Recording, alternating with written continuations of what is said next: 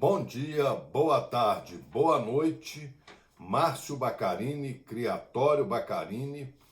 Eu vou fazer esse pequeno vídeo agora para responder a duas questões levantadas por nossos parceiros, que são o Oswaldo Pires e o Anselmo Jean Pereira. Então, quais foram os questionamentos? O Anselmo Pires pediu para falar sobre line braiding.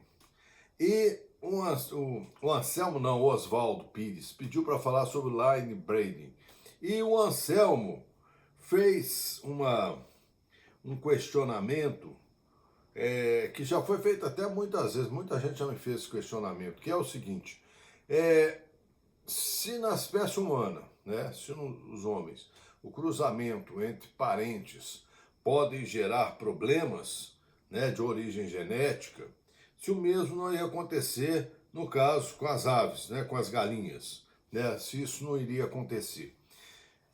Então eu vou responder de uma forma breve, sucinta, até porque depois eu vou fazer outros vídeos, tem outros questionamentos levantados aqui, então eu vou responder isso aí de uma forma breve e sucinta. Primeiro vamos falar sobre essa questão, né, que é uma nomenclatura americana que fala sobre line breeding, né, crossbreeding, outbreeding e por aí vai, né? Então, o que significa isso? Isso é uma nomenclatura utilizada pelos americanos, tá? E eu vou explicar isso aqui. Então, eu vou colocar aqui, ó, o nome.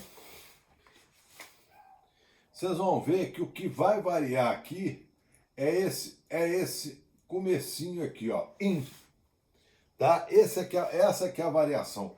Eu vou pôr com uma cor mais forte, que o vermelho aqui não tá ficando legal, não. Vamos pôr aqui com essa cor aqui, ó. In.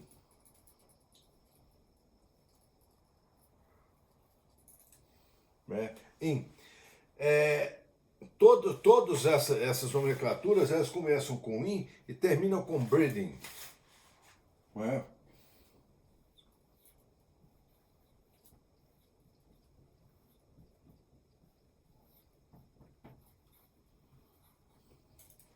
Então, eu vou falar sobre o line breeding e vou começar pelo inbreeding, que é um processo até, vamos dizer assim, mais conhecido, muito controverso, né? O que significa isso na prática? Significa o seguinte: você começa o cruzamento, né, um galo e uma galinha, e você vai tirar aqui um frango e uma franga. E aí você continua cruzando irmãos com irmãos, né? E vai daí para frente, sempre assim. Cruzou os dois, tirou mais outro, né? 5, 6, cruza os dois. Aí você tira mais outro, 7, 8, e cruza os dois. Ou seja, o inbreeding, o nome fala, é um cruzamento dentro, né? Breeding significa raça, cruzo, né? Então, o inbreeding, dentro do mesma cruza. Então, você vai cruzando sempre irmão com irmão. Eu já disse para vocês o seguinte: se vocês recorrerem a um vídeo que está postado aí no meu canal, que chama Cruzamento entre Irmãos, vocês vão ver o seguinte: isso aqui é uma faca de 2 gumes, tá? Você corre um risco imenso de deteriorar todas as suas aves. Embora, olha, porque assim, eu vejo isso do ponto de vista da ciência, da genética, ciência. E lá nesse vídeo, lá, Cruzamento entre Irmãos, eu falo muito claro, lá mostro, né? Porque não adianta só falar, tem que falar e mostrar. E mostro lá que esse cruzamento entre irmãos pode levar a um quadro chamado de homozigose autozigótica, que é a deteriorização máxima, né, de uma linhagem, né, e você começar a tirar aves cheias de problema. Embora eu falo isso para vocês porque isso é verdade, existem pessoas, né, que aplaudem esse tipo de cruzamento, né, gostam desse tipo de cruzamento, tá bom? Tem pessoas que gostam disso, tem pessoas que fazem isso. Nos Estados Unidos tem muita gente que usa isso, tá? Eu particularmente desaconselho, mas isso sou eu, tá, gente? Eu falo isso porque assim, eu gosto, nós temos que respeitar as diversidades, né? As múltiplas, né, percepções das coisas. Então, existe gente que acha que isso aqui é legal, né? Então, o inbreeding é isso, é sempre cruzar irmão com irmão, geração após geração, tá? Se vocês recorrerem lá ao meu vídeo lá, vocês vão ver que não é uma boa ideia. Não é uma boa ideia. Bom, esse é o inbreeding. Muito ovacionado, né? Os americanos, tem uns que defendem ardorosamente isso. Eu desaconselho, a genética desaconselha, a ciência desaconselha. Mas tem gente, né, que gosta disso. Vocês querem ver, né, um exemplo que mostra deteriorização e prático? Vocês compram aves para engorda, aquelas galinhas brancas que engorda, que em 38, 40 dias já vai para o abate com mais de 2 quilos, né? Aquelas aves são aves comerciais.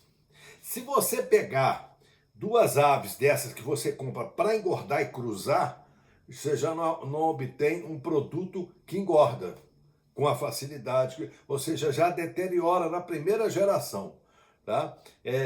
Então, quem detém a linha de produção dos frangos para engorda detém a linhagem que, cruzando entre si, produz essas aves.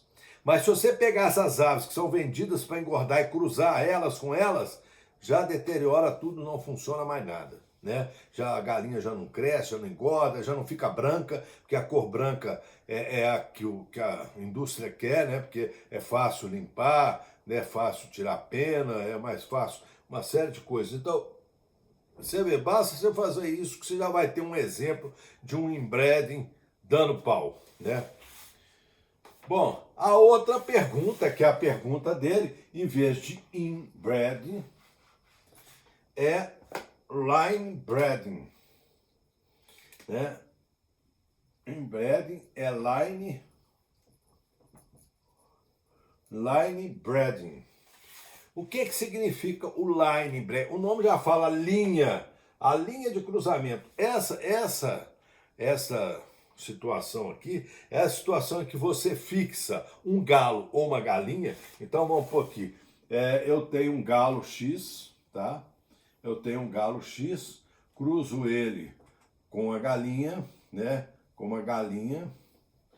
Aí eu cruzo ele com o filho número 1, com a filha número 1, cruzo ele com a neta, cruzo ele com a bisneta e por aí vai, né? Você vai cruzando sempre o mesmo galo com os seus descendentes, tá? Ou a galinha, você pode fazer o inverso. Pega a galinha e vai cruzando a galinha com os filhos, netos, bisnetos, etc. Tal. Ou seja, no line breeding sempre existe uma ave que fica o tempo todo cruzando cada vez com uma geração posterior, tá?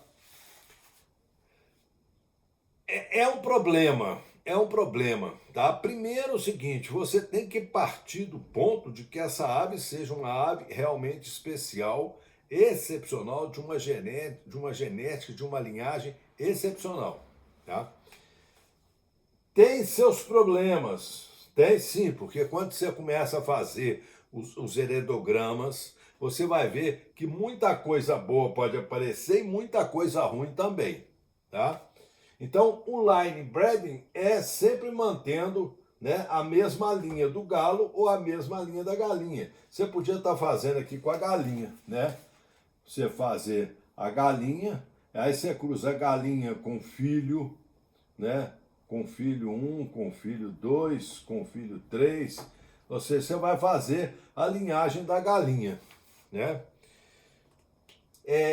O grande problema disso é que você vai perdendo uma característica que é importante no galo de combate, que é o híbrido, né? O vigor híbrido. É aquele indivíduo em que o sangue da galinha e do macho fica no meio a meio, né? Como tem na tabela Feld, né? Você sempre cria o híbrido, e o híbrido é um animal superior ao puro, tá? Não é à toa que se cruza, né, o jumento com a égua para tirar o burro. O burro é um híbrido, ele é um híbrido do jumento e da égua. Ele é um animal muito mais forte, muito mais resistente, né? Resistente à doença, ele cresce mais, ele tem mais força, ou seja, ele é o representante típico do vigor híbrido, tá? Então, você perde o vigor híbrido aqui. Então, eu não faria, mas respeito quem faz, viu, gente? Eu falando, a opinião que a gente tem nem sempre é a que os outros têm, né? Então, assim, como pedir a minha opinião, eu estou dando a minha opinião. Bom,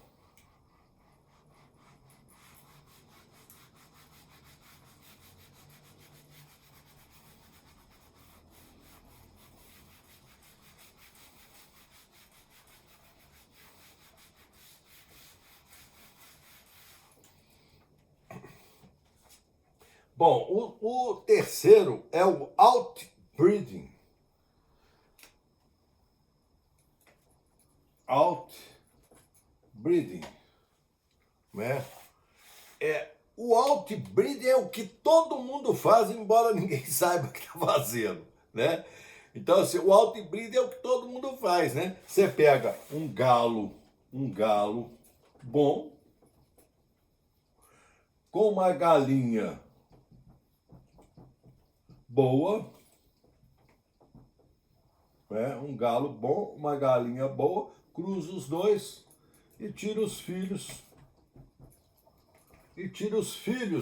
Para que os filhos possam, então, te representar na rinha, tá? É o que todo mundo faz no dia a dia. O que todo mundo faz? Todo mundo vai lá, né? Vai lá, pega lá um coisa, consulta lá, ó, eu tô comprando um galo. Deixa eu ver aqui. Vou pegar aqui um exemplo aqui no livro. Tô pegando aqui um capa de couro, né? E vou cruzar ele com um capa amarela. Então, assim, eu tenho duas linhagens, né? Que fizeram fama aí durante um tempo, então eu estou cruzando os dois, tá? Vantagens e desvantagens existem. Por quê? O que acontece a maioria das vezes? A maioria das vezes acontece o seguinte: o sujeito vai numa rinha, né? Vai né, numa apresentação e vê lá um galo excepcional. O galo muito bom, o galo tá brigando, o galo é um galo assim que chamou sua atenção, o galo ganhou uma briga rápida, o galo tem um bom estilo de luta, o galo como é que eu vou dizer para vocês? O galo, enfim, né? O galo, enfim, ele é um representante do que você quer, né? Do que você acha que é o ideal para que é o ideal para a criação, né? Assim, você fala assim, gente, eu queria ter uma criação com esse naipe, né? Com esse estilo de briga. Eu queria ter uma criação com uma espora que esse galo tem, ou esse galo tem tudo que eu quero, né? E vou lá e compro o galo, tá? E aí você também tem uma galinha boa ou vai em algum lugar e compra uma galinha. Você supõe que esse galo bom é filho de uma linhagem conhecida, né? E que realmente ele é um representante ideal daquela linhagem. Mas isso nem sempre é verdade, né? Muitas vezes você vai num torneio, numa coisa, você vê um galo excepcional brigar e ele é um acaso, né? Ou seja, alguém cruzou, né, um galo com uma galinha e saiu um aborto ali. Isso pode acontecer? Pode acontecer. Eu inclusive, estava aqui no né, como é que chama? Lendo aqui num artigo interessante, que é o seguinte, é, o sujeito escreveu, e eu acho muito interessante esses tipos de coisas, o sujeito escreveu um artigo, né, sobre galo de briga no Peru. Tá?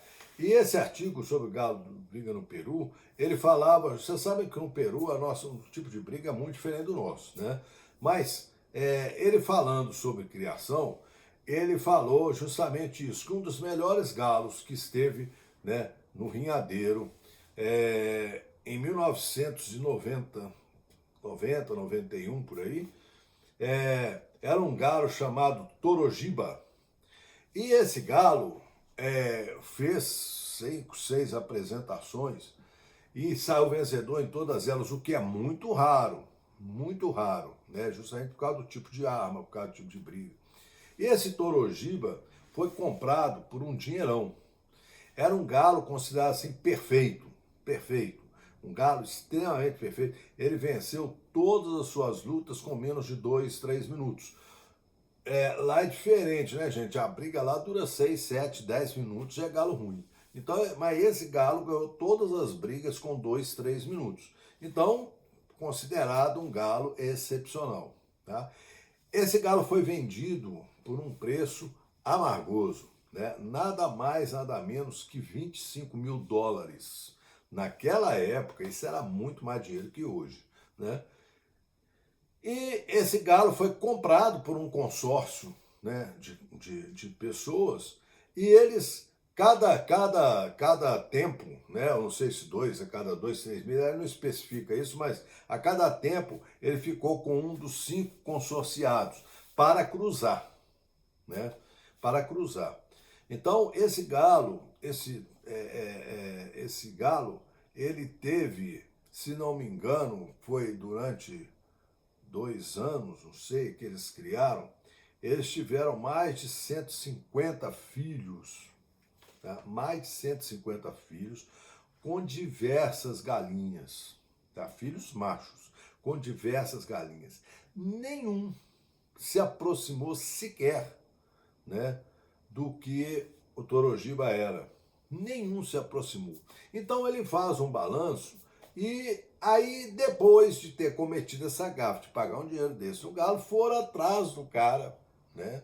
Fala assim, não, se ele tem esse galo que deu esse maravilhoso frango, né? Obviamente que ele deve ter lá o pai e a mãe, então vão correr atrás, né? E foram. E quando chegar lá nesse cruzador, nesse cara que vendeu, perguntou para quem é o pai, a mãe, eu disse, não sei, está solto aí, eu catei ovo, pus para chocar. E saiu o Torojiba. Daí, né? Um acaso que for tentar utilizar, né, esse esquema e deu zebra, né? E deu zebra. Como pode dar zebra? Só que esse sistema aqui é um sistema que quase todo mundo usa.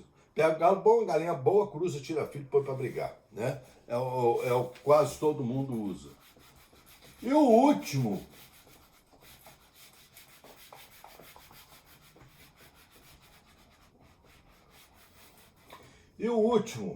que nós temos aqui é o cross. O último que nós temos aqui é o crossbreeding. Cross. Tá ruim essa tinta, né, gente? Essa tinta preta que também tá legal, não. Pô, tudo em azul mesmo. Crossbreeding, que nada mais é do que o cruzamento de duas linhas em breeding, né? Uma linha X e uma linha Y de inbreeding, né? Ou seja, uma linha em que vai criando irmão com irmão, irmão com irmão, e depois cruza esse com esse, tá? É menos usado e é muito trabalhoso, tá? É menos usado e muito trabalhoso. E a tabela Felt, né, que a gente acaba sempre nela, nada mais é do que uma, vamos dizer assim, uma forma mais inteligente de cruzamento que utiliza parte de todas essas maneiras de cruzar, só que utiliza isso dando assim, manejando de tal forma que evite, né, o diabo do indivíduo que é autozigoto, né? É homozigoto, autozigoto, que é uma deterioração. Então essa é a questão, né? É o que me perguntou, né, o nosso amigo Oswaldo Pires, ele que perguntou sobre line breeding. Eu aproveitei e falei sobre todos os esquemas de uma vez, né? São metodologias de cruzo, né? Geralmente exitosas e geralmente realizadas nos Estados Unidos, onde se utiliza várias coisas, inclusive até a linguagem é americana, né? E agora respondendo, né, ao nosso amigo Anselmo Pereira, o Anselmo levantou a seguinte questão: bom, se com o ser humano cruzamento entre familiares deve ser evitados por causa de riscos, né? Na galinha não tem problema. Primeiro o seguinte, a gente não utiliza isso em ser humano. Em ser humano a gente não faz cruzamento seletivo, né? Não é assim que a coisa acontece. Pode acontecer casamento homossanguíneos, né? Consanguíneos, pode. E antigamente era muito comum, né? Muito comum. Os arranjos, né? Para casar parentes, primos com primas, né? Em algumas situações, na Roma Antiga, irmão com irmã, né? Cujo objetivo não se prendia à questão amorosa, vamos dizer assim. Se prendia só a questões políticas e financeiras, né? Ou seja, quando você casa um irmão com irmão, você segura a riqueza toda dentro da mesma família. Mesmo prima com primo, né? Que era muito usado, né? Para fazer alianças, né? Fechar alianças dentro da mesma família. Então, assim, isso era muito comum. Mas não se faz mais isso, né? Hoje o casamento é de livre e espontânea vontade, pelo menos a gente promete isso lá no altar, né? Que vai ter casando de livre e espontânea vontade. Hoje isso não acontece, né? Assim, forçado, não é um cruzamento forçado. É desaconselhável? É. Por quê? Porque galinha, se eu cruzar galinha, né, fizer uma linha de cruzamento de galinhas, né, e por acaso sair um galo ou uma galinha que não serve para ficar na criação, mas serve para ir para a panela, né? Tem outra finalidade. E você elimina, né? Você tira dali. Já não é o mesmo que acontece quando você tem um filho, né, de um casal. Você não pode eliminar, né? Então, se você tiver um problema, né, genético ocasionado por casamento entre parentes, você vai ter esse problema genético o resto da vida, andando do seu lado, né? Então, é diferente, é diferente. Então, assim, quando você programa cruzamentos entre animais, é muito diferente você falar isso entre seres humanos, né? Mas a gente percebe que um grande número de pessoas com problemas, sim, doenças hereditárias transferidas em casamentos, né, de pessoas de sangue muito próximo, isso é uma verdade, né? Quando você faz com a galinha, você corre mesmo o risco de acontecer isso também, né? Mas você corre, por outro lado, você pode selecionar. O que for bom você mantém, o que for ruim você dispensa. Com criança já não é assim, né? Então, o Anselmo, corre risco sim, né? Mesmo nas aves corre risco sim, né? É uma experiência exitosa, é sim, né? Na genética a gente nunca pode apostar, né? É um jogo, você nunca pode apostar, vai sair coisa boa, vai sair coisa ruim, mas com criança não dá para a gente julgar assim, né? Então esse é o vídeo que eu queria falar para vocês, mostrar para vocês esses aspectos, né, que foi perguntado, eu acho interessante esse assunto, e com mais, né, um bom dia, uma boa tarde, uma boa noite, e nós vamos fazer outro vídeo em seguida, porque tem muitas questões levantadas pelos parceiros aí, tá bom? Um grande abraço.